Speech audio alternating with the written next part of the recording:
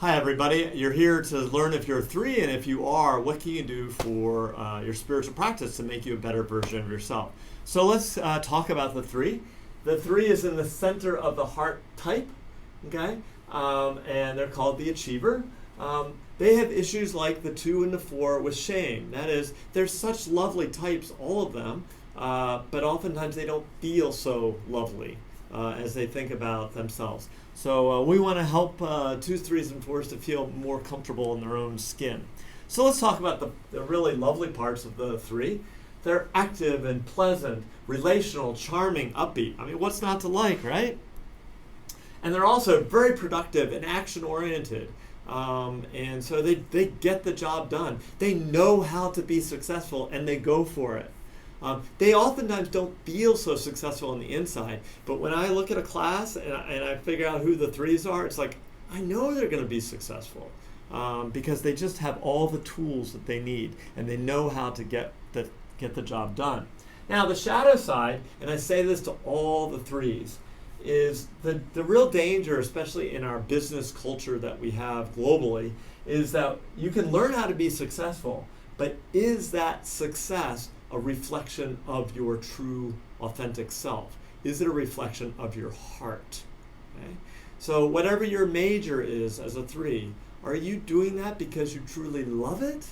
Or are you doing it because you think it's the most expedient way to be successful? Okay?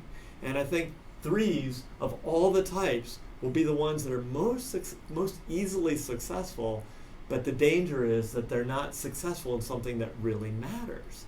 Like maybe it matters to you in your 20s when you want to just make sure you get a job and are competent and kind of pay the bills.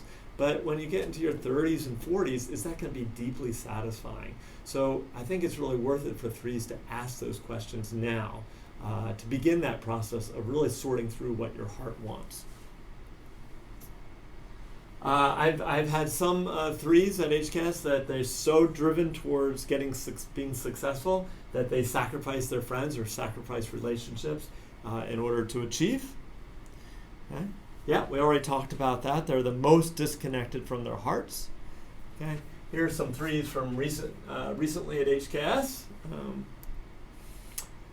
Now, I also find this with threes that they push and push and push and push, but then when they're out of balance, they can collapse, just like that. So the threes, when they're out of balance, they become like nines. And so nines can be very complacent, can be quite lazy and sleepy and kind of zone out. Threes can be full on and be successful, but then they may collapse for a weekend, and they rev themselves up and get through the weekend and then collapse and kind of have this rhythm, this unhealthy rhythm. Okay. And this is a really important thing to say. Just because you are a strong student doesn't mean you are an achiever. And what I mean by that is, Hong Kong is a very three culture, very three city. And so it's really easy for you to think, oh, I work super hard and I get high grades, I must be a three. Just make sure you read carefully. A lot of these threes end up being like nines, actually. They're just nines that have learned to work really hard, or maybe too hard. 3, 6, and 9s are oftentimes, these are the stable types in the Enneagram, so the three are related to each other. So if you think you're a 3, you might want to check out the 6s and the 9s as well. So my example for a 3, here is Sophia Singer from last year, 3 Wing 2. And she said the issue for her was dealing with loving myself and not paying attention to what others see or think of me. And she chose a really interesting practice. No one's ever done this before. She chose to go without makeup on some days. And I never had a kid do that, but it's like, oh, wow, that's a perfect example of a 3 who always has the right face to be successful. She's been wearing makeup off and on from middle school. So in her senior year, to say, I'm going to go out the door some days without makeup, actually really put her out of her comfort zone. And it was a challenge, but again, a lot of self-understanding, self-knowledge was generated through this practice. Okay, so what can threes do? Now, here's the practice that's, I think, been most successful for me with threes, especially if you have an artsy tendency. That is making a series of mandalas and then at the end, destroying the mandalas.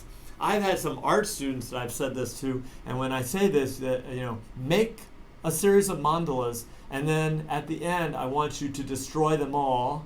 Their mouth just like drops. Like, what's the point then of making these things if I can't? Well, what are they saying? It's like if I can't hang on to it, and so all the types have to learn to let go. And for threes, it's really, really hard to let go of their achievements. So what we can do is have an artwork as kind of a stand-in for their achievements. So yeah, making and destroying mandalas to let go of attachment to the objects of achievement. Any type of creative practice is oftentimes very, very effective in this way.